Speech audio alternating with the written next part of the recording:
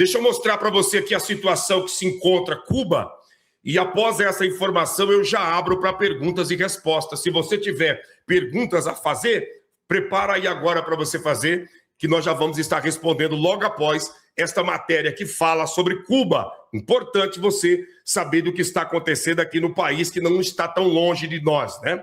Lembrando aqueles que chegaram e não deixaram o like, ajuda a gente aí, vamos lá, deixa o seu like. Olha, 428 likes e essa quantidade de pessoas, né? Praticamente metade ainda não deixaram. Vamos lá, deixa Deus te usar aí, deixa o seu like e escreva aqui na linha do tempo o seu comentário. Entrou em desespero, porque Trump está chegando pela porta da pressão máxima e o regime comunista respondeu do jeito que regimes acuados costumam responder, tentando transformar medo em ameaça militar contra os Estados Unidos. Nessa segunda-feira, 18 de maio de 2026, a crise ganhou força com a informação de que Havana teria mais de 300 drones militares e estaria discutindo o uso dessas armas contra a base americana de Guantánamo, contra navios dos Estados Unidos e até contra Key West, na Flórida. Ainda não houve ataque e não há mortos registrados até agora, mas o sinal é grave. Cuba sabe que perdeu força, sabe que sua velha máquina militar está enferrujada, sabe que não consegue enfrentar o Washington de igual para igual, e por isso tenta copiar a cartilha de Rússia e Irã, apostando em drones de longo alcance para assustar a Casa Branca.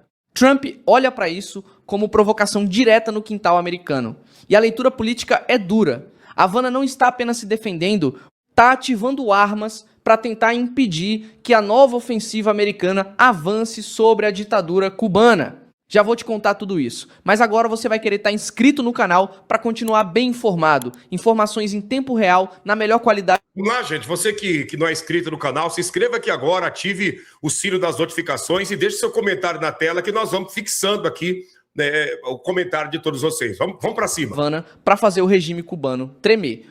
Ele chegou pela CIA, pelo Departamento de Justiça, pela pressão econômica e pelo aviso claro de que Cuba não pode virar plataforma de Rússia, Irã e China a poucos quilômetros da Flórida. O diretor da CIA, John Ratcliffe, esteve em Cuba na quinta-feira e, segundo o Axios, advertiu autoridades locais contra hostilidades. A frase, atribuída a um funcionário da CIA, mostra o tamanho do recado. O hemisfério ocidental não pode virar parque de diversão dos adversários dos Estados Unidos. O que Cuba estaria fazendo, segundo as informações divulgadas, é simples e perigoso: espalhar drones de ataque de diferentes capacidades em pontos estratégicos da ilha. A acusação é que esses equipamentos vieram de Rússia e Irã desde 2023, enquanto autoridades cubanas teriam buscado mais drones e material militar russo no último mês. Gente, você está ouvindo isso daqui? A estrutura de guerra, drones e armamento que Cuba possui, né, está comprovado que vieram da onde? Do Irã e da Rússia. Então você percebe que a influência iraniana aqui no continente das Américas, ela não é de agora, já faz um bom tempo. Por isso que você percebe que essa ofensiva dos Estados Unidos e de Israel contra o Irã tem causado um mal-estar muito grande em algumas autoridades aqui da América do Sul. Alguns chefes de Estado da América do Sul, e essa questão dos Estados Unidos atacar o Irã para derrubar o regime, para eles isso daí é um pesadelo acordado. Para eles, isso daí é uma tortura sem ninguém tocar nas suas próprias carnes, como diz o ditado. Por quê? Porque o Irã sempre foi o promotor do terror, não só no Oriente Médio, o promotor do terror no mundo inteiro, incluindo países aqui das Américas. O que Cuba estaria fazendo, segundo as informações divulgadas, é simples e perigoso: espalhar drones de ataque de diferentes capacidades em pontos estratégicos da ilha. A acusação é que esses equipamentos vieram de Rússia e Irã desde 2023, enquanto autoridades cubanas teriam buscado mais drones e material militar russo no último mês. O objetivo seria criar uma capacidade de resposta contra Washington, não por força convencional, mas por ameaça assimétrica, usando drones como ferramenta de intimidação. A escolha pelos drones também revela fraqueza. Cuba não aparece como potência militar moderna. O próprio relatório, citado por autoridades americanas, aponta que ninguém em Washington estaria preocupado com caças cubanos, porque nem está claro se Cuba tem algum caça em condição de voar. Por isso, o regime tenta compensar a falência militar com arma barata, móvel e difícil de rastrear. É a lógica do governo acuado. Quando não consegue enfrentar de igual para igual, tenta criar risco, susto e custo político para o adversário. A base de Guantánamo entra no centro da crise porque fica dentro de Cuba e representa a presença militar americana mais sensível na ilha. Se o regime cubano realmente discutiu ataque contra Guantánamo, como diz o Axios, a Casa Branca não pode tratar isso como bravata comum. Guantánamo não é símbolo distante. É estrutura militar ativa dos Estados Unidos, com valor político, estratégico e psicológico. Um ataque ali seria lido em Washington como agressão direta. Key West também foi citada porque fica perto de Havana. A distância curta muda tudo. Drones de longo alcance não precisam atravessar oceanos, nem furar defesas profundas por horas. Eles partiriam de uma ilha que está colada no território americano. Por isso, a reação de Trump tende a ser dura. Não se trata apenas de Cuba falando contra Washington, mas de um regime hostil tentando colocar capacidade ofensiva perto da população americana e de forças militares dos Estados Unidos. Havana reagiu acusando Washington de fabricar um caso fraudulento para justificar sanções e possível intervenção militar. O chanceler Bruno Rodrigues disse que Cuba não ameaça nem deseja guerra e afirmou que a ilha se prepara para enfrentar agressão externa em legítima defesa. Mas a resposta não desmontou o ponto central. Segundo a Reuters, Rodrigues não mencionou de forma explícita as alegações sobre drones. Essa brecha mantém a pressão aberta. A Casa Branca olha para Cuba como peça de um tabuleiro maior. O alerta não envolve só Havana. O relatório citado pelo Axios fala em conselheiros militares iranianos na capital cubana, instalações de inteligência de Rússia e China para coleta de sinais de interesse cubano em aprender como o Irã resistiu à pressão militar americana. A leitura política em Washington é pesada. Cuba estaria tentando virar uma pequena base avançada dos inimigos dos Estados Unidos no Caribe. A presença iraniana muda o tom da crise porque drones viraram uma das armas mais usadas em conflitos recentes. O Irã mostrou como equipamentos relativamente baratos podem atingir bases, navios, aeroportos e infraestrutura. Se Cuba tenta copiar essa lógica, o regime não está só comprando arma, está comprando método. Está estudando uma forma de machucar os Estados Unidos sem precisar de uma força aérea moderna.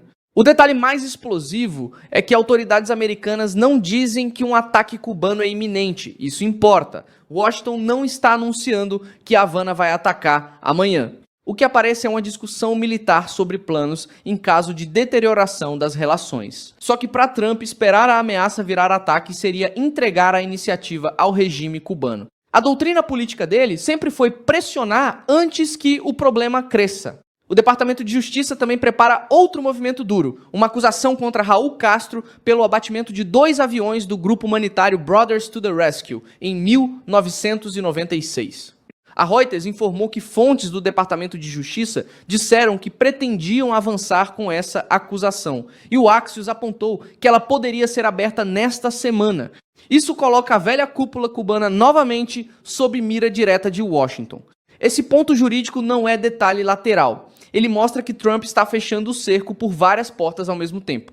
De um lado, a inteligência aponta drones e ligação com adversários externos. De outro, o Departamento de Justiça mira a responsabilidade histórica da elite castrista. No meio, sanções podem aumentar.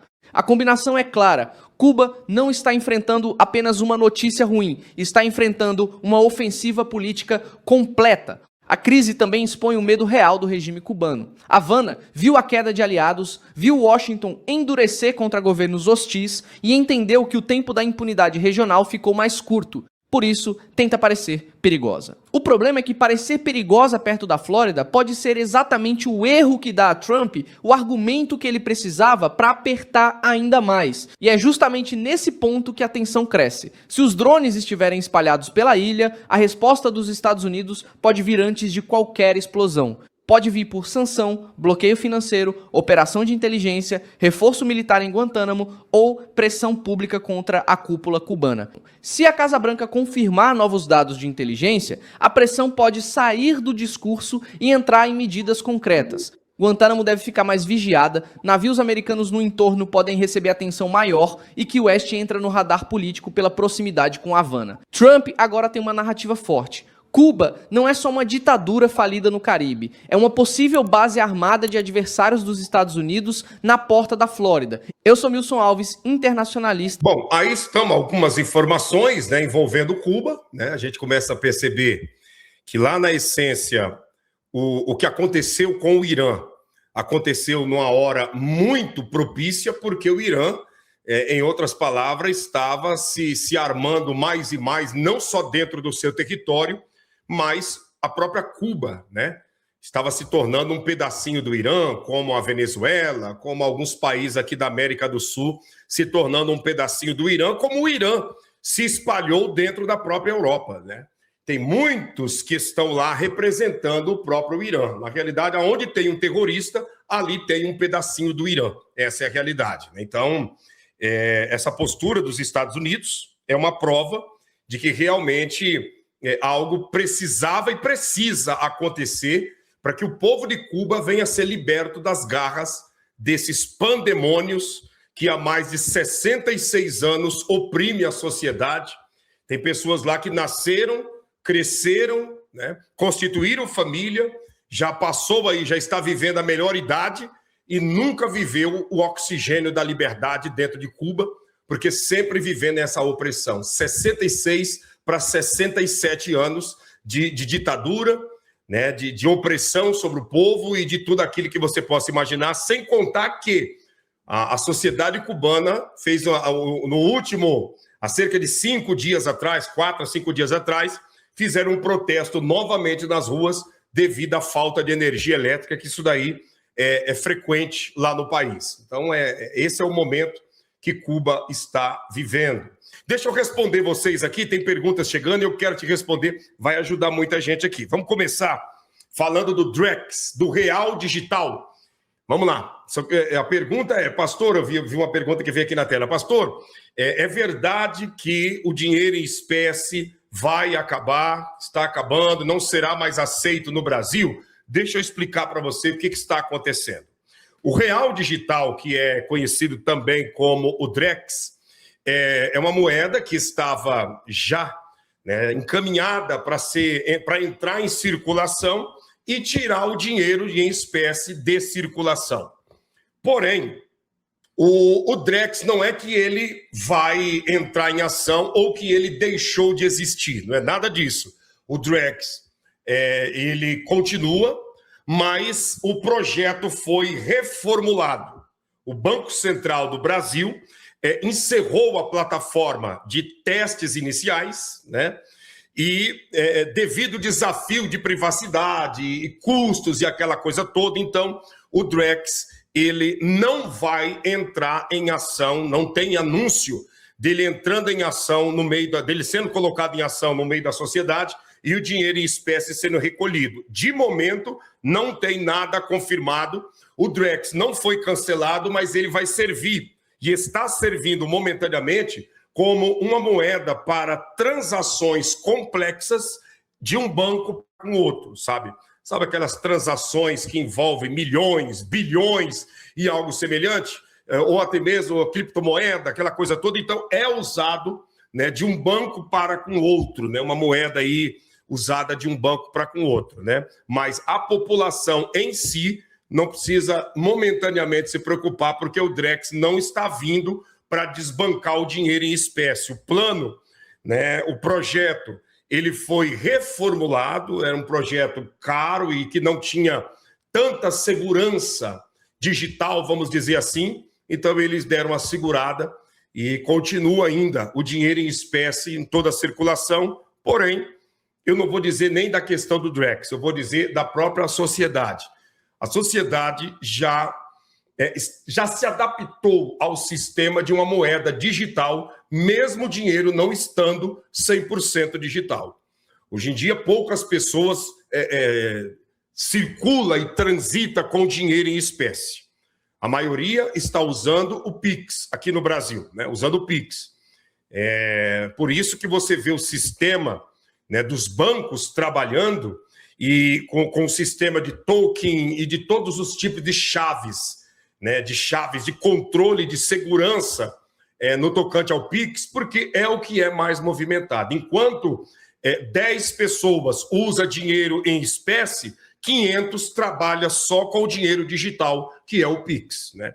Embora não seja um dinheiro digital, mas para você entender, é um dinheiro que ninguém pega na mão, né? Se for perguntar aqui, a maioria daqueles que aqui estão não irão lembrar quando foi que pegou R$1.000 em espécie na mão, né? R$1.000, R$500 em espécie na sua mão. Qual foi a última vez que você pegou 10 notas de R$50 na sua mão? Qual foi a última vez que você pegou 10 notas de R$100 na sua mão? Né? Não é mesmo? Então, quer dizer, não é o Drex, o dinheiro não está digital, mas a própria movimentação, a própria sociedade tem trabalhado com esse dinheiro, com o Pix, e fora do país também tem os aplicativos lá que são feitos para não movimentar mais essa questão de dinheiro, né? Essa é a grande realidade. Então, para responder a pergunta do Drex. Outra pergunta que chega aqui, a Isildinha, né, fez a pergunta sobre a questão de 200 soldados israelenses, né? Foi essa a pergunta que ela fez, se estávamos sabendo da captura, né, de 200 soldados israelenses e algo semelhante, essa pergunta aqui, né? Na realidade, essa pergunta não a resposta, né, não confere, tá? Isso aí não tem 200 soldados israelenses aprisionados, né? A última vez que aconteceu um episódio semelhante a esse foi no período do 7 de outubro de 2023, que é uma quantidade muito grande de soldados israelenses, né? Alguns estavam lá na festa rave, outros estavam por aquelas regiões dos kibbutz, foram capturados, mas foram, né, liberados antes mesmo do acordo de 2025, que foram a troca dos soldados, né? Troca de soldados por prisioneiros. Isso aí aconteceu lá antes de 2025. 200 soldados que aconteceu isso, pode ter sido agora, nesse mês mês passado, né? Na questão do mês passado, esse mês agora, se não me falha a memória, foi no mês de março, exatamente isso, março, 200 soldados ucranianos foram trocados por 200 soldados russos que estavam sendo prisioneiros de guerra. Então, houve essa troca no mês de março, né, de 200 soldados, cada um, esses 200, cada um país devolvendo em troca, 200 por 200, né? Foi isso que aconteceu, mas não confere a respeito de Israel, tá bom? Israel tá tudo sob controle nesse sentido. Vamos lá, deixa eu ver se tem mais perguntas aqui para responder. Manda aí, se você tiver pergunta, manda aqui na tela que nós estaremos aqui, vamos te responder. Pergunta que envolve escatologia, geopolítica, o que você quiser perguntar, vamos embora, vamos lá. Estamos ao vivo e a cores, né? Vamos nessa. Traz aí, manda aí a sua pergunta. Deixa eu ver aqui, estou voltando aqui para cima para encontrar. Só vou pedir para você que chegou e não deixou o like, deixa o like, ajuda a gente a rompermos o algoritmo aí, vamos lá. Se inscreva aqui no canal, quero adotar você em nossas orações todas as noites, tá? Quando você se inscreve, nós já adotamos você e sua família, porque no final da noite, a plataforma nos passa o relatório dos novos inscritos, e é aí que você estará incluso nesse relatório, e nós passaremos a partir de hoje te apresentar todas as noites em nossas orações, juntamente com a sua respectiva família. Mesmo que o seu nome não esteja legível, venha a ser apenas um código aqui na linha do tempo.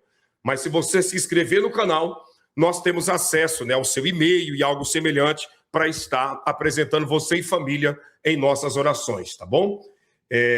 Não é barganha, não. É um desejo de orar por você. Você se inscreve no canal e nós oramos por você, tá bom? Pastor, os chips corporal que querem colocar, como identificar? Como identificar se eu acredito que você está perguntando como identificar se é a marca da besta ou algo semelhante. A questão do chip, o Viola Santos, eu acredito que é isso, né? Samptipes, né? A questão do chip, eles estão fazendo o trabalho de muitos testes, né?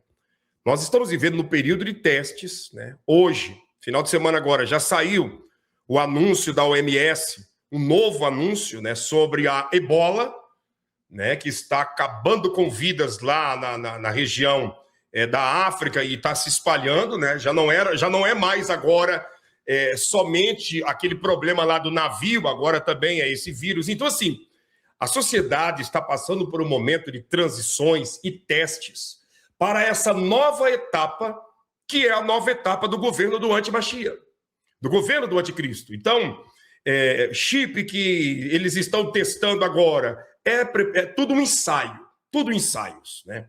Chips são ensaios, avanço tecnológico, tudo são ensaios, porque quando o governo do anti-Machia assumir o planeta Terra, ele não pode ter nenhuma dificuldade e nenhuma restrição àquilo que ele quer nas mãos dele. Então, se ele estalar o dedo e gritar, eu quero saber quantos homens, um exemplo, quantos homens que têm o sangue A positivo, na hora, uma central de informações vai passar para ele. Existe tantos bilhões de homens com esse tipo de sangue. Quero saber agora quantas pessoas, um exemplo, né? Quantas pessoas que se encontram na região da América do Sul que têm ligação com o cristianismo. Na hora, uma central de dados vai passar. Então, tudo são ensaios, né? Tudo são ensaios que estão acontecendo, e é por isso que eu aconselho você, dentro da pergunta que foi feita, que você esteja conosco aqui diariamente, porque nós estamos fazendo aquilo que Jesus mandou, que é o quê? Olhando para Israel. Os sinais que estão acontecendo em Israel é a base, é o alarme para nos alertar se estamos longe ou muito perto do arrebatamento da igreja e do governo do anti-Machia, né? Essa é a realidade. Muitos estão aí distraídos com tantas coisas, quando na realidade a gente precisa estar atento aos sinais que estão acontecendo no Oriente Médio, tá? Pastor Claudinei, eu queria perguntar para o senhor, eu fui batizada com 9 anos de idade, na IEQ, né? Na IEQ. Meu batismo é válido? Fátima, deixa eu falar algo para você e para todos aqueles que estão nos acompanhando. O que é o batismo? O batismo é nada mais, nada menos do que uma confirmação de que a nossa velha natureza foi crucificada com Cristo.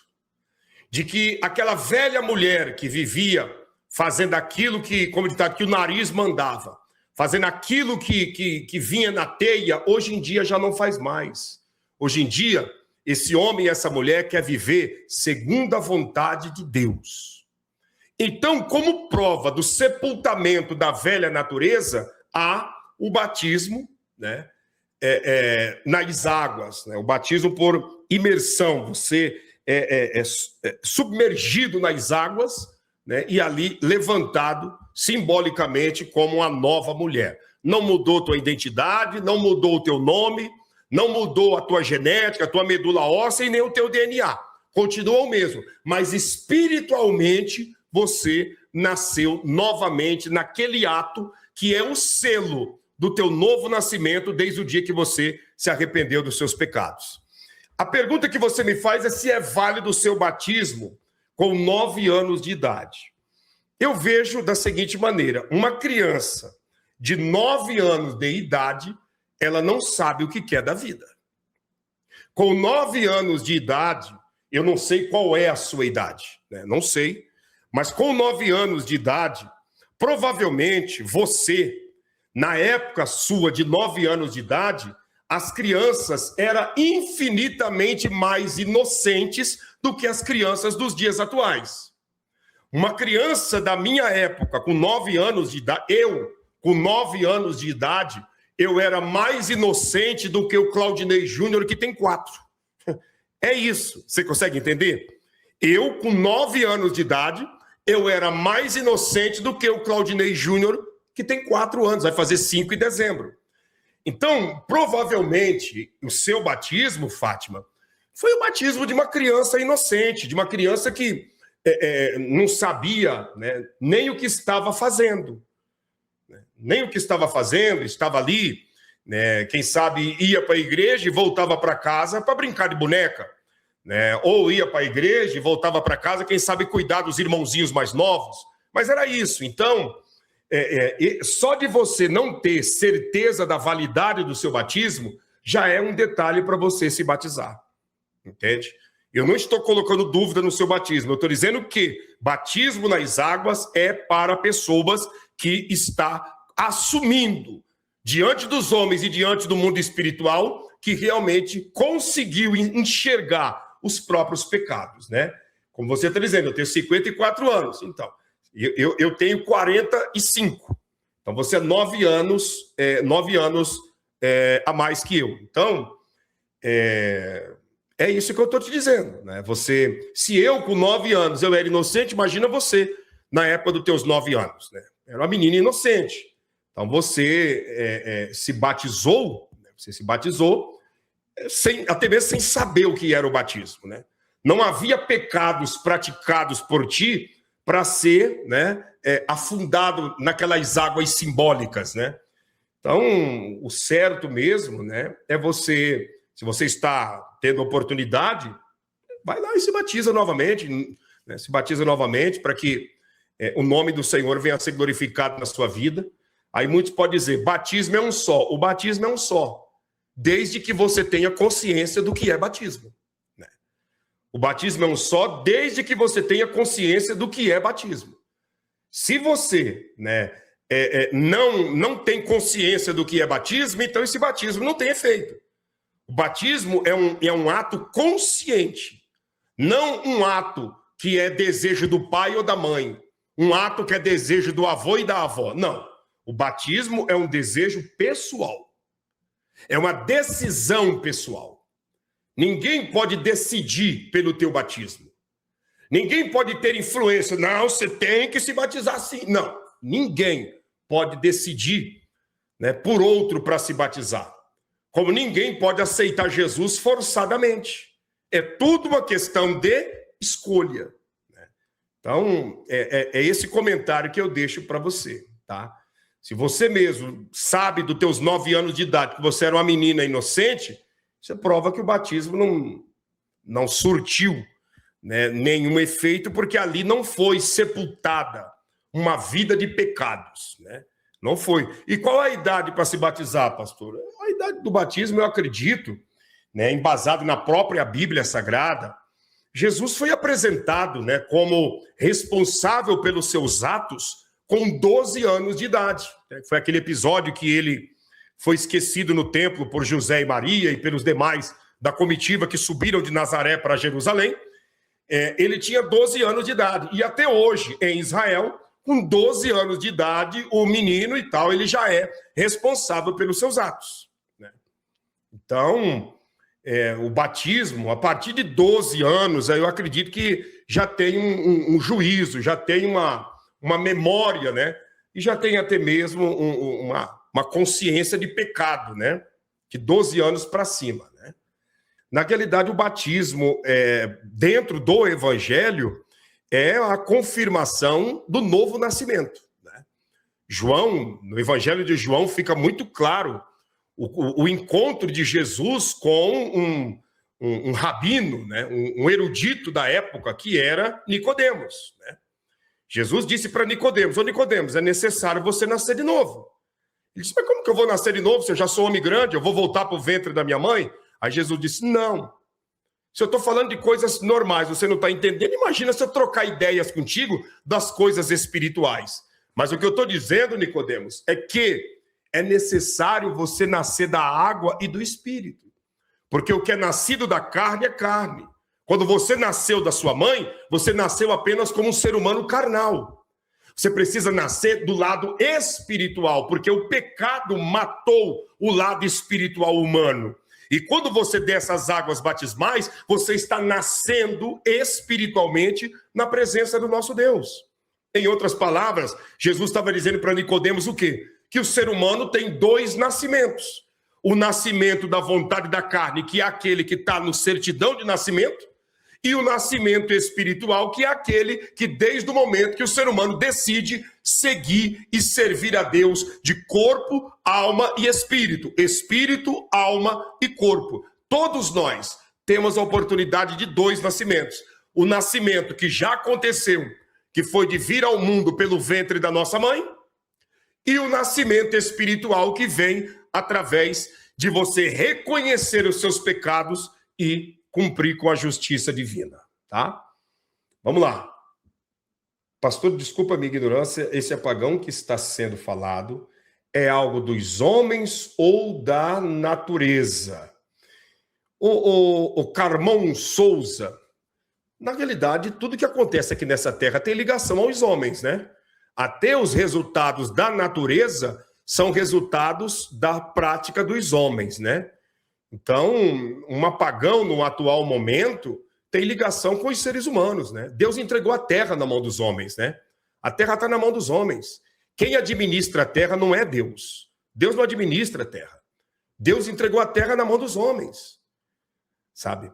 Na ocasião passada, Deus tinha entregado a terra nas mãos de Lúcifer, para ele administrar. Quando houve a queda de Lúcifer, Deus refez a terra. A terra era mineral, não tinha rios, não tinha água, não tinha nada disso que nós vemos. Era uma terra mineral. As pedras preciosas estavam por cima da terra. E ele andava sobre as pedras afogueadas, que é as pedras brilhantes. Quando a terra foi refeita por Deus, ela foi refeita diferente. Em vez de mineral novamente, foi feita uma terra vegetal.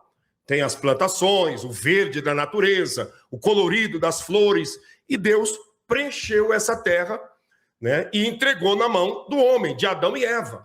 Adão e Eva foram expulsos do jardim do Éden, mas Deus não tomou a terra deles. A terra continuou com eles e agora está nas nossas mãos, né? A terra está em nossas mãos. Então, tudo que acontece aqui nessa terra tem a mão do homem envolvido.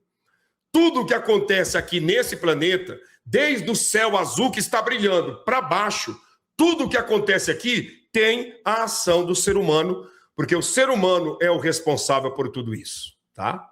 Eles falaram que não está escrito nada na Bíblia, que não pode tomar a ceia sem batizar. É o que eu estou dizendo. A Bíblia, ela precisa ser interpretada não apenas no pé da letra do que está escrito, ou apenas no pé da letra daquilo que é espiritualizado. A Bíblia precisa ser interpretada também dentro da sua própria codificação, porque a Bíblia, ela tem códigos. Não dá para você interpretar a Bíblia somente por aquilo que você está lendo, ou somente por uma visão daquilo que é espiritual. Não. Tem também que ser interpretada, principalmente por liderança da igreja, pela maneira que ela é codificada. Não existe na Bíblia escrito que é proibido fumar maconha. Não está escrito na Bíblia que é proibido fumar cigarro. Não está escrito na Bíblia que é proibido cheirar cocaína, fumar crack. Não está escrito isso.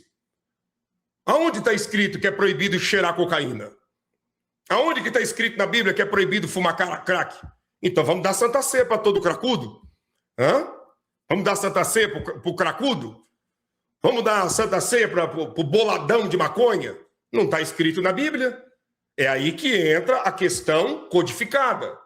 Se nós interpretarmos só no físico ou só no espiritual, o lado codificado fica de lado e aí começa a se criar doutrinas e heresias que não tem nada a ver com Bíblia. Então tá, a Santa Ceia não está dizendo que é para quem é batizado, mas espera aí. Para quem que Jesus deu a ceia? Para quem que Jesus deu a ceia? Ele chamou todo mundo no deserto para comer a ceia? Não. Ele chamou todo mundo do deserto para vir tomar o cálice. Vocês que estão comendo o pão e o peixe da multiplicação, semana que vem tem ceia, viu? Vem todo mundo participar. É isso? Não. O pão da multiplicação todo mundo comeu. O peixe da multiplicação todo mundo comeu. O vinho da transformação todo mundo bebeu.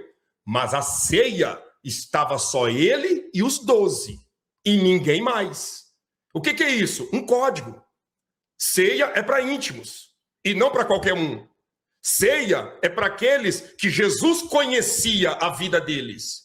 E não para aqueles que estavam apenas ali aproveitando. Vou aproveitar, já que eu estou aqui, então vou sentar para comer. Não. Foram portas fechadas. Portas fechadas. E mesmo assim, tinha Judas ali no meio todo atrapalhado. Então, a Bíblia precisa ser interpretada de uma forma codificada. É o que eu estou dizendo. Aí alguém diz, mas a Bíblia não tem lugar nenhum que fala. Então, na Bíblia não tem lugar nenhum que fala que é proibido fumar pedra de crack, que é proibido fumar maconha, cheirar cocaína, encher a barriga de fumaça de cigarro. E aí, aonde que base bíblica que eu tenho? A base bíblica é que a Bíblia diz, daquilo que o homem é vencido, disso o homem se torna escravo. Vencido pela maconha, escravo do vício da maconha. Vencido pelo cigarro, escravo do vício do cigarro. Vencido pela bebida, escravo do vício da bebida. Daquilo que o homem é vencido, disso se torna escravo. E aí Jesus coloca ainda mais ainda, os apóstolos colocou mais ainda o quê? Daquilo que o homem é vencido, disso se torna escravo. Vencido pela carne, escravo da carne. Vencido pelo pecado, escravo do pecado. Vencido pela palavra de Cristo, servo do Deus Altíssimo. Então, esse é o problema de muita gente e de muitos pregadores que inventam as suas linhagens doutrinárias embasado ou só naquilo que é lido de uma forma terrena ou só levando para o espiritual. Não, precisa ser avaliado dentro da sua codificação também. Se você não entender os códigos da Bíblia, facilmente você vai abraçar heresias, enganos e mentiras. Porque a Bíblia é cheia de códigos. Cheias. E digo mais, os códigos são tão aprofundados dentro da Bíblia que eles chegam ao nível do sentido espiritual que a própria Bíblia tem. Você entende?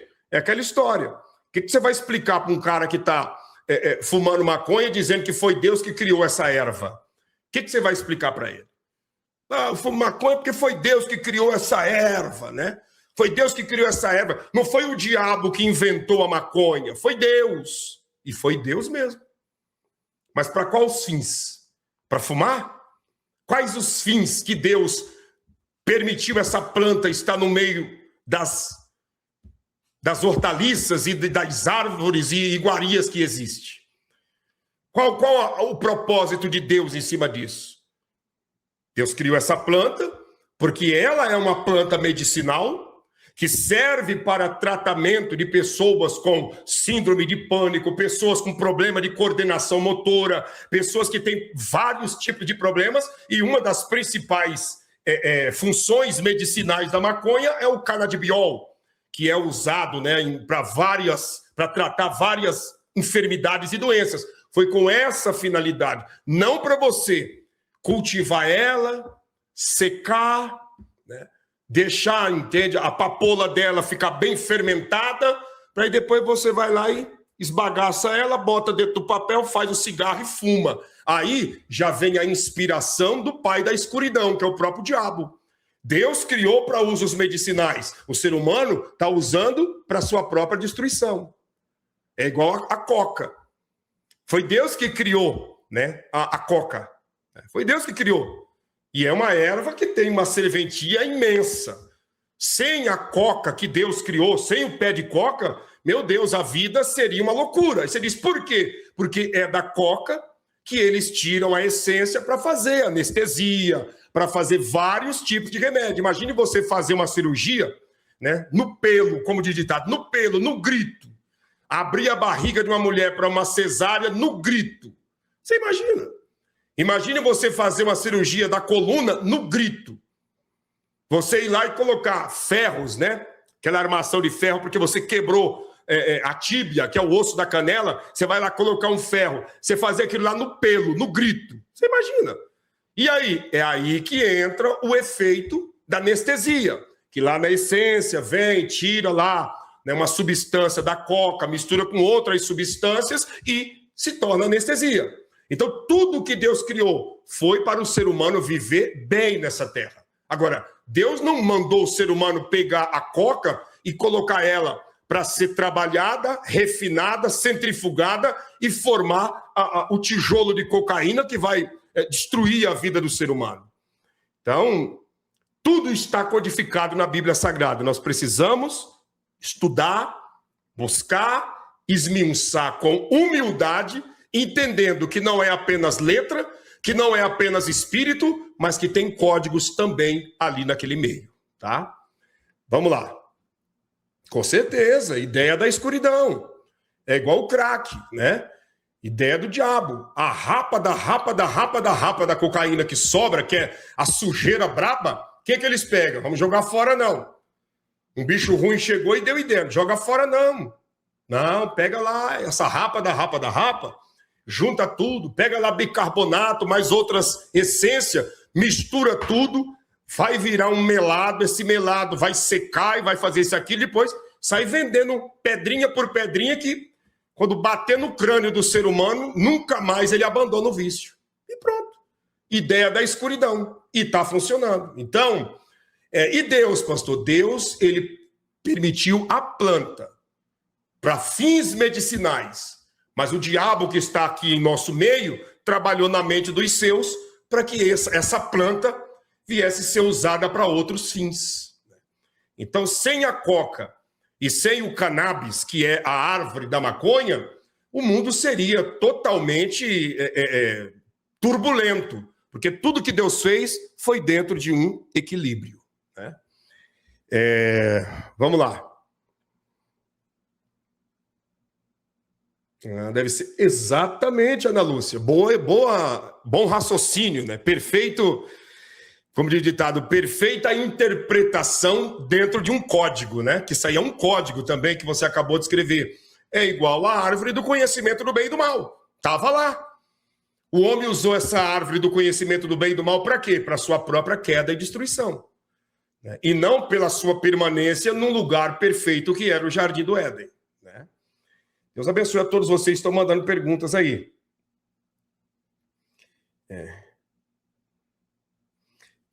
Tem cerveja. Eu não digo nem cerveja, eu digo até a cachaça. Tem cachaça que é feita do arroz, né? Tem cachaça que é feita do arroz. Lá na cadeia, lá os caras pegam lá o arroz e vai deixando ele fermentando e vai trabalhando, a água que tá ali, no prazo certo, no tempo certo. Quando pensa que não, 3 colheres de cachaça feita de arroz já deixa o cara muito brilhoso lá dentro da cadeia, né? E é isso. Então, Deus criou a essência. O diabo usou essa essência para perverter e destruir o próprio ser humano, porque essa é a meta dele, né?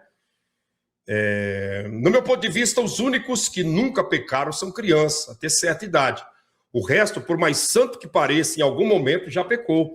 O problema está em quando você não se arrepende dos pecados. Perfeito raciocínio. Quando a criança ela perde a inocência, ela entra no processo da consciência. É igual para você entender uma criança. Enquanto a criança é inocente, ela está vivendo o Jardim do Éden. Todos nós vivemos um pedacinho do Jardim do Éden aqui nessa terra. Eu tive o meu período de Jardim do Éden. Você teve o teu período de Jardim do Éden. Período que alguém te beijava e o beijo era apenas um ato de carinho. Período que o beijo do pai e da mãe ou o sopro da mãe sobre uma pancada que a gente tomava era remédio. Tinha situações que o beijo da mãe, o beijo do pai, o pegar no colo, o sopro que era dado sobre uma ferida, uma dor, já era o remédio.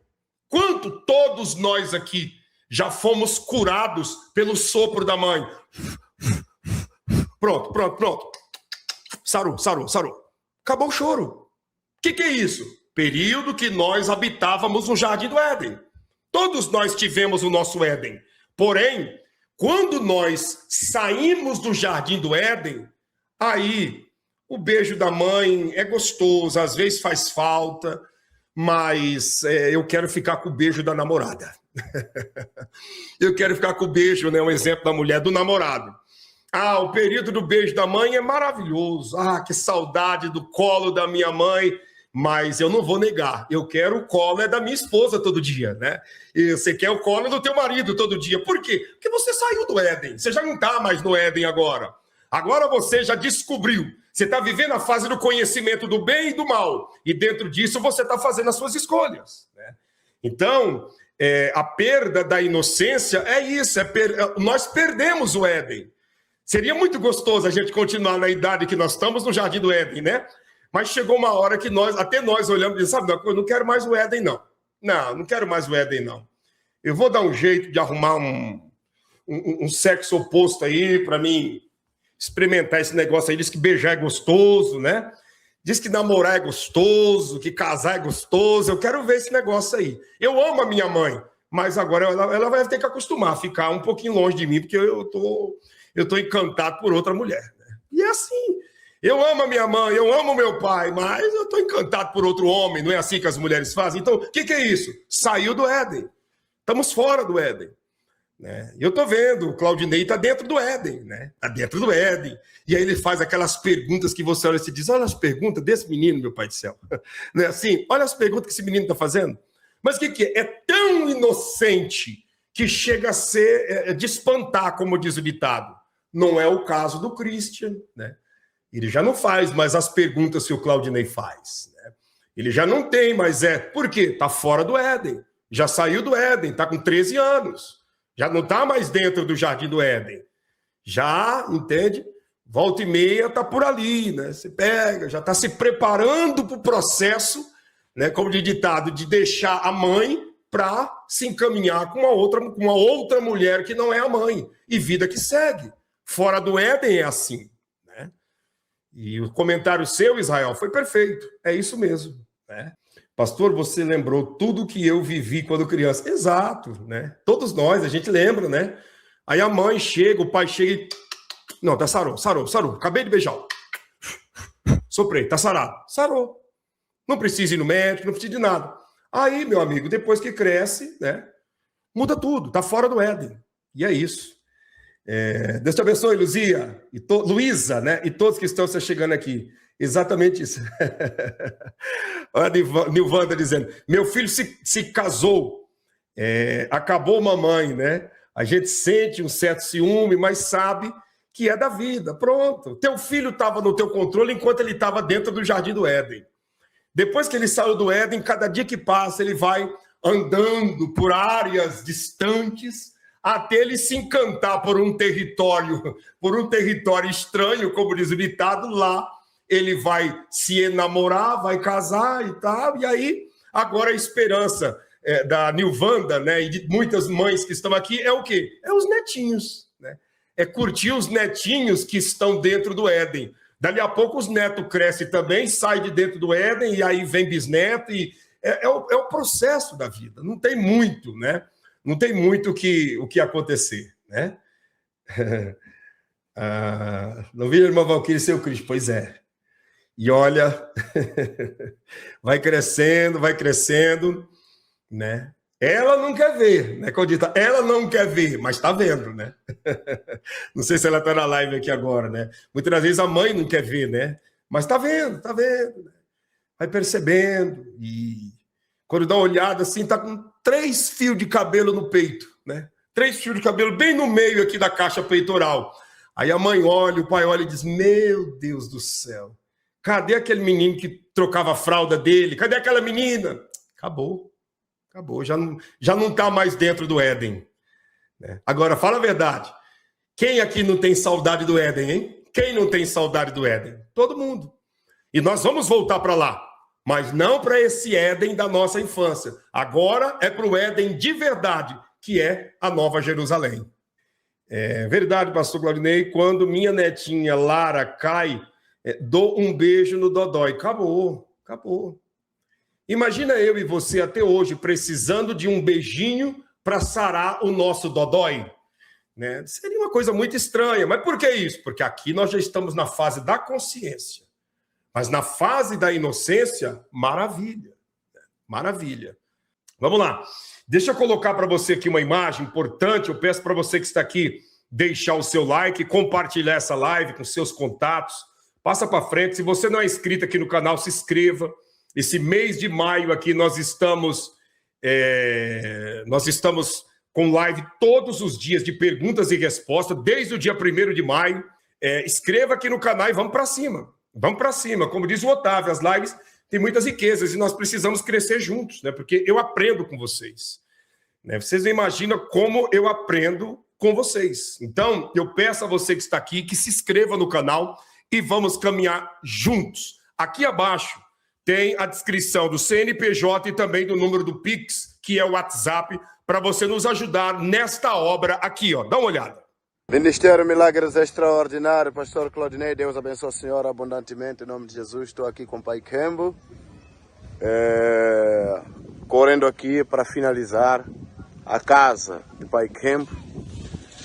Assim como pode ver aqui, está-se a trabalhar, a obra não para, a casa por parte de fora já está. Falta apenas, né, ser colocado aqui nos cantos, sendo alinhados. Gente, essa aqui é a casa do Papai Kembo, que está já rebocado por fora, boa parte do reboco por dentro, né? O pastor Eliseu até comentou comigo hoje que o reboco por dentro, nesse dia de hoje, termina. Nas imagens de amanhã vocês vão ver que já vai ser diferente. E eu vou pedir para você que não saia, deixa o seu like aqui, compartilha essa live, chama todo mundo e vamos para cima, né? Vamos lá, faça isso, deixa o seu like aí, compartilha a live. Então, o que acontece? Nós estamos aí agora precisando de valores para dar continuidade, porque eu não consegui enviar nenhuma remessa para lá hoje, porque não entrou, né, o recurso, e precisamos enviar uma remessa para lá hoje, porque senão o carpinteiro não vai fazer as janelas e as portas. Eles precisam de pelo menos 50% do valor para comprar o material. Aqui você está vendo, ó, tem 4 mestres aqui trabalhando e rebocando as paredes para adiantar, né? Nós temos também os outros mestres, que são mais 2 que estão trabalhando lá no forno. Eu já vou te mostrar o forno também, como que está. Então nós contamos aí com a ajuda de cada um de vocês que estão aqui conosco nessa oportunidade. Ó, a casa foi rebocada já totalmente por fora, agora por dentro. Como você está vendo aí, ó. Foi rebocado também. Deixa eu colocar aqui para trás um pouquinho para o pastor explicar o que está acontecendo. Dá uma olhada. Jesus Cristo de Nazaré. Louvado seja Deus. Assim como pode ver, aqui na sala já está. Glória a Deus. Os homens estão aqui mexendo no quarto. O quarto também já está no final. Assim como pode ver. O quarto também já está, para a glória de Deus. Mexeram também aqui com o banheiro, aqui. Vão terminar também hoje, para a glória do eterno Salvador Jesus Cristo. Louvado seja Deus. O trabalho está caminhando aqui de uma maneira maravilhosa. Então você está vendo aí, o trabalho está indo, gente. Eu quero pedir para você encarecidamente, nos ajude. O número do CNPJ está aí, que é um Pix. O número do WhatsApp está aí, também é um Pix. Para nós continuarmos esse trabalho. Estamos entrando agora na parte de acabamento, né, que é muito caro. Tem a mão de obra dos mestres, que a gente precisa mandar para lá essa remessa, dá o valor de R$ 2.500. Né? A outra parte, né, da casa, 25 mil meticais, que é o valor de 2.500 que nós temos que pagar a eles, né, porque... pegaram junto aí nesse trabalho rápido, como você está vendo, uma coisa inédita, né? E tem até imagens aqui, deixa eu mostrar para você, dá uma olhada. Pastor, graça e paz, Deus abençoe a senhora abundantemente, em nome de Jesus. Estou aqui com o mestre, o outro mestre lá dentro, esses são responsáveis, né, do reboco da toda a casa. Hoje estão lá para poder terminar, né? Aí dentro, fora já está. Ficou só arestas e barras de fogo, né? E estes são os responsáveis que estão rebocando a casa. Desde o início da obra, né? Estes não pediram dinheiro, nem deles de mão de obra, mas agora eu falava com ele aqui, acabou por me pedindo aqui dinheiro, né? De mão de obra. Então estou fazendo o vídeo, né? Junto com ele aqui. Para provar isso, né? Que nós trabalhamos com transparência para que nada nem passe disso. É o que eu falo para vocês aqui sempre, né? O pastor Eliseu tem mandado os vídeos prestando conta para ficar o mais transparente possível diante de você e de vocês. E eu passo a transparência o máximo possível para vocês. É o que eu estou dizendo. Né? Nós precisamos pagar o mestre, né? Eles não pediram dinheiro desde quando começou a parte do acabamento da casa e hoje ele pediu. né? Ó, tô precisando de dinheiro para fazer compra e os outros auxiliares aqui também precisam do dinheiro. Então, eu estou mostrando para vocês porque nós precisamos, né, de R$ 2.500, que é 25 mil meticais, para fazer essa parte do pagamento para o mestre, né? Temos materiais também para comprar e hoje não entrou, né, ofertas, nem dízimo, nada no tocante a quantidade ou um valor significante para a gente estar enviando para lá, né? Deve ter entrado hoje aí, para ser realista com vocês, na casa, até o momento que eu olhei, tinha entrado R$ 180. R$ 180. Então, nós estamos precisamos do material para terminar a parte, por exemplo, das janelas que precisa ser colocada, né? E nós não pedimos ainda a janela porque não temos os 50% da entrada que é feito para ele comprar o material. Então, eu peço encarecidamente a todos vocês, nos ajude. Eu tenho certeza que Deus estará recompensando e honrando a todos vocês. Pastor, eles usam cartão de crédito lá. Lá na região não tem esse sistema de cartão de crédito, não. Né? Não tem esse sistema. Se tivesse, a gente usaria. Mas lá é no dinheiro mesmo, no dinheiro em espécie, né? No dinheiro em espécie, e automaticamente a gente precisa, né, fazer esse trabalho e automaticamente concluir, né, esse grande desafio. Às vezes eles também podem desconfiando que talvez eu recebi dinheiro, nem talvez sem dar para eles, mas realmente estou aqui com ele e estão precisando também de uma parte, né, para poder dividir com os ajudantes e com outro mestre aí. Deus abençoe a senhora. Tá vendo? Então, esse vídeo aqui que eu estou mostrando para vocês, se você prestar bem atenção, o pastor gravou esse vídeo com ele, falando comigo, né? E passando a transparência. Isso aqui é um vídeo que não foi enviado para mostrar na live, mas eu estou te mostrando para você ver a transparência do trabalho. Eu acho que a gente precisa disso, né? Nós precisamos disso. É essa transparência que nos aproxima mais e mais da presença gloriosa do nosso Deus. É a transparência. Quanto mais o pastor Eliseu é transparente conosco, quanto mais eu sou transparente com vocês, mais nós vamos alcançando credibilidade perante o Criador. Então, tá aí as imagens, né? Eu conto com a ajuda de vocês, tira um print da tela. Eu quero colocar outras imagens para você ver. Eu vou te mostrar a casa ainda, né? A casa do Pai Kembo, mas eu quero te mostrar a imagem também do forno, como que está a situação do forno, né? Essas imagens são de ontem à noite. Dá uma olhada, né, em como está o forno. Ministério Milagres Extraordinário, pastor Claudinei, Deus abençoe a senhora abundantemente em nome de Jesus Cristo de Nazaré.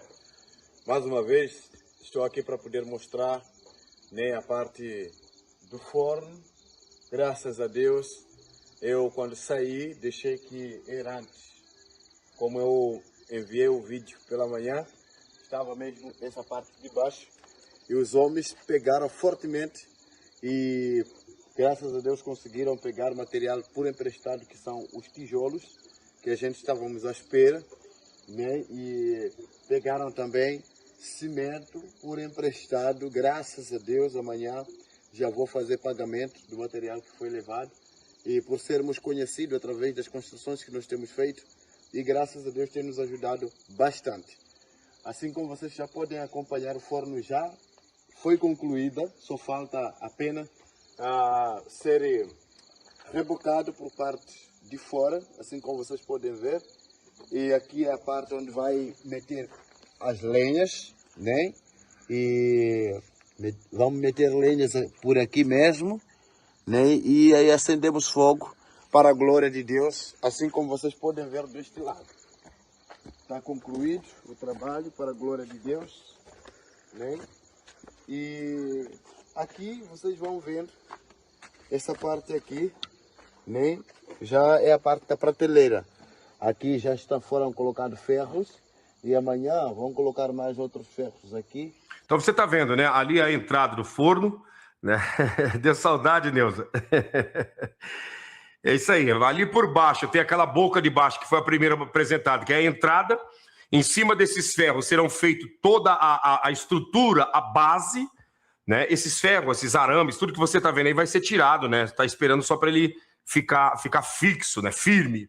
E aí entra com a parte, né, do soalho do forno, aonde vai ser colocadas as bandejas, as formas com pães, e por baixo vai ser colocado a lenha.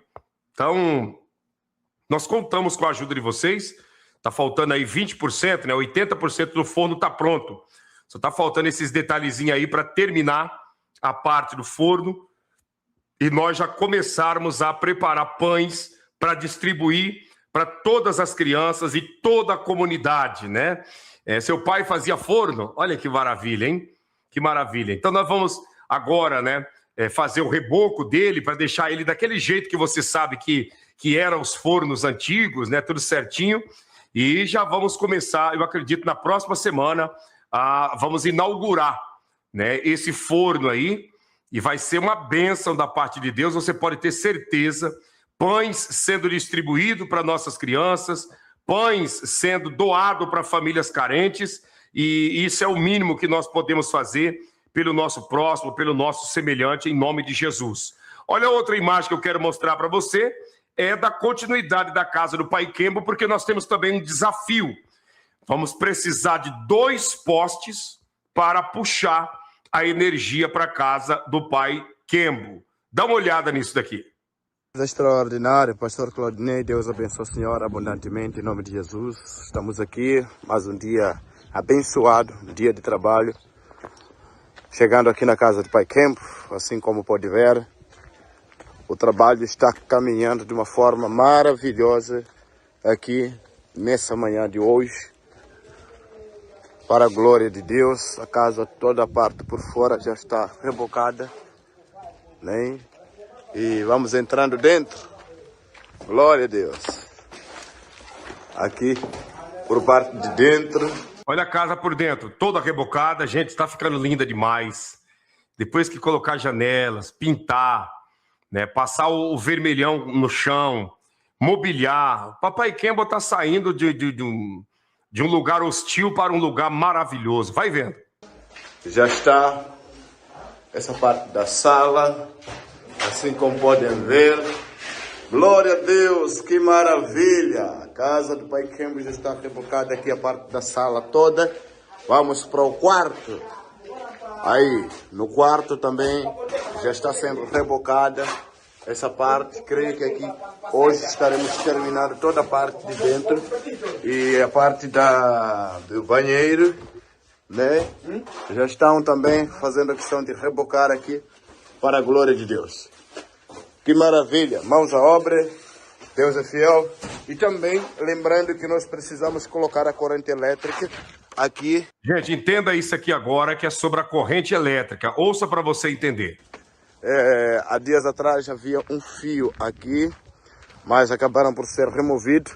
Então estamos aqui mais ou menos com 150 metros para pegarmos, né, a energia de onde está para aqui. E requer postes. Eu já conversei com o dono dessa casa e nós precisamos comprar estes postes aqui, né, que é uma árvore. Precisamos comprar esta árvore aqui para fazermos depois. Tem esta e tem mais esta aqui. Já conversamos com o dono, precisamos cortar ela para podermos colocar. Mas Francisca, tudo bom? Também estou bem.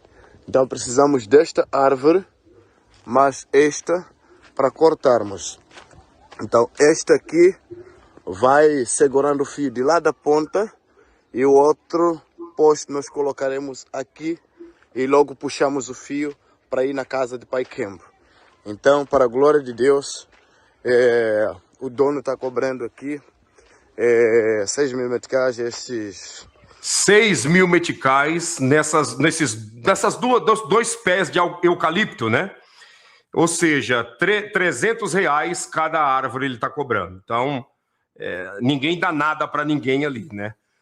Ninguém dá nada, nem um copo de água. Nada é de graça ali. Tudo eles cobram. Então, a gente precisa comprar essas 2 árvores, né? Para fazer de postes, né? São 2, aí a gente precisa cortar, depois passar óleo queimado nela para para não dar cupim, algo semelhante e apodrecer. E aí, então, instalar essas árvores no chão, as árvores não, os troncos, né, em forma de poste, para trazer a energia elétrica para a casa do pai Campbell. Na casa da vovó Melita não precisou, porque a rede passava ali perto, cerca de 40 metros, então não precisa de poste, não precisou. Mas aí a rede passa 150 metros aí da casa do pai Campbell. Então vai precisar. Por aí você avalia que ninguém tem energia elétrica em casa ali. Só por essa distância de 150 metros, aonde a rede maior passa, é uma prova que ninguém tem energia elétrica ali. Que ninguém tem, né, luz em casa. Todo mundo usa, né, faz o que tem que ser feito no decorrer do dia, e aqueles que têm um pouquinho de condições, coloca querosene e tem uma lamparina. Mas a maioria nem lamparina tem. De noite é escuridão total. E assim é a maioria desse povo que mora aí nessa região. Então, nós contamos com a sua ajuda porque o pai Campbell, né, de um barraco, de um muquifo, está entrando numa casa com energia elétrica e tudo mais. Isso aí é um privilégio. Estes postes, né? Cada 3 mil verticais, e a gente precisamos colocar 2 postos de lá, né? E o outro poste aqui, e puxamos o fio para aqui. Para a glória de Deus, quem puder estar nos ajudando aí para nós pagarmos estes postes e pagarmos a corrente elétrica, será uma bênção para a glória ao eterno Salvador Jesus Cristo. O vizinho está cobrando e disse, olha, antes do dinheiro, eu não vou permitir cortar a árvore. Estou precisando de comida, estou precisando de algumas coisas em casa, então eu quero primeiro o dinheiro para depois cortar as árvores, né? Então, assim, é isso, né? É isso. É um povo que é aquela história, eu volto a repetir, não tem energia elétrica, não tem nada. Sheila, muito obrigado. Acabou de chegar o sinal aqui da sua ajuda, viu? Que o Eterno te retribua 1000 vezes mais, em nome de Jesus. Apareceu aqui o nome, quer ver, ó? Deixa eu pegar o nome. Sheila Clark Henry, né? Sheila Clark Henry. Deus te abençoe. Obrigado, viu? E a todos vocês, nos ajude. Nós precisamos aí das suas mãos estendidas para a gente concluir esse projeto e esse trabalho. Para comprarmos esses postes. Olha, a Maria de Lourdes Maia também acabou de fazer uma oferta aqui agora, né? Deixa eu ver quem mais aqui. A Maria da Cruz Lima também. Então, a Sheila e as 2 Marias, né? Faltou mais uma Maria para ser as 3 Marias, né? Ajudando. Obrigado a todos vocês. Vocês são bênção da parte de Deus. Eu estou falando desses aqui agora porque os outros que ajudaram mais tarde, eu já tinha visto a ajuda de vocês. Mais tarde, não, mais cedo, eu já tinha visto a ajuda de vocês aqui. Obrigado, tá? Então, gente, tá aí o trabalho sendo feito. Nós contamos aí com a sua ajuda e com a sua contribuição, tá bom? Eu vou encerrar. Eu volto hoje, no horário das 5 horas da tarde, com o Dr. Leonardo Pires. Nós temos muito o que falar com vocês a respeito de Brasil também. E eu sei que vai ser uma live fantástica e maravilhosa, tá bom? Se inscreva em nossos canais que estão aqui abaixo na descrição. O canal Cozinhando na Suíça com Neuza Santos. Também o canal Cortes MME. O canal Mulher Extraordinária. E esse canal que nós estamos, que é o canal Pastor Claudinei Oliveira. Nossos outros canais lá na Europa, nós não estamos nem citando, porque houve uma punição da plataforma, né, do YouTube, e pode trazer problemas. Eu acabei de ler aqui o nome, né, da Lourdes Maia, né? Isso mesmo. Na verdade, é Maria de Lourdes Maia, né? Não é isso? Maria de Lourdes Maia. Obrigado, viu? Que Deus abençoe abundantemente em nome de Jesus. Deixa eu ver, chegou mais uma oferta aqui da Isaura de Queiroz Cardoso. Deus abençoe, irmã Isaura. Obrigado, viu? Que o Eterno te abençoe em tudo, em nome de Jesus. E a todos vocês que estão aí nos ajudando, saiba que a recompensa virá da parte do Eterno sobre a sua vida, sobre sua casa e sobre toda a sua família, né? Então, pedimos a todos vocês que nos ajude, não deixe esse trabalho parar, não deixe essa obra morrer, né? Continue nos ajudando, Deus vai te honrar. Obrigado, Moisés. Chegou aqui agora também o sinal, viu? Obrigado, que o Eterno te abençoe. Moisés não, Isaura, né? É Isaura que mandou aqui, eu estou confundindo com o Moisés. Mandou aqui agora, obrigado. Deus abençoe abundantemente em nome de Jesus e a todos vocês. Nós voltaremos às 5 horas da tarde. Se inscreva aqui no canal que eu quero te adotar em minhas orações todas as noites. Minha esposa também vai estar orando por vocês e bênçãos sem medidas estarão recaindo sobre a vida de todos, tá bom? Beijo na sua alma, Deus te abençoe, Deus te guarde e vamos finalizar com alegria em nome de Jesus. Que o Eterno te abençoe e te guarde, que ele faça o seu rosto resplandecer sobre ti e tenha misericórdia de ti. Que o Eterno sobre ti levante o seu rosto e te dê paz hoje, amanhã e eternamente, em nome de Jesus. Amém. Ninguém tem vida sem alimento, sem comida, sem água. Ninguém tem vida, sabe, sem estar de barriga cheia. A vida de muitas famílias já se transformou. Tem alimento, assistência médica e amor. As roupas para quem necessitar já chegou. E a palavra do Senhor, a obra do Senhor está crescendo. Novos poços sendo perfurados. Tem água, tem abrigo, alimento. Ministério, milagres extraordinários. Em Amatanda, trazendo um amparo pros desamparados. Em Amatanda, fazendo abrigos, mudando cenários. A obra do Senhor está crescendo. Novos poços sendo perfurados. Tem água, tem abrigo, alimento. Ministério, milagres extraordinários. O pastor Claudinei Oliveira, ajudando órfãos e viúvas. Essa é a religião verdadeira, espalhando o amor de Deus pelas ruas. Espalhando o amor de Deus pelas ruas. O sentimento de você ser útil Em Amatanda, na vida do seu semelhante. Toma dinheiro que paga. a obra do Senhor está crescendo. Novos poços sendo perfurados. Tem água, tem abrigo, alimento. Ministério, milagres extraordinários. Em Amatanda, fazendo um amparo pros desamparados. Em Amatanda, fazendo abrigos, mudando cenários. A obra do Senhor está crescendo. Novos poços sendo perfurados. Tem água, tem abrigo, alimento. Ministério, milagres extraordinários. Com o pastor Claudinei Oliveira, ajudando órfãos e viúvas.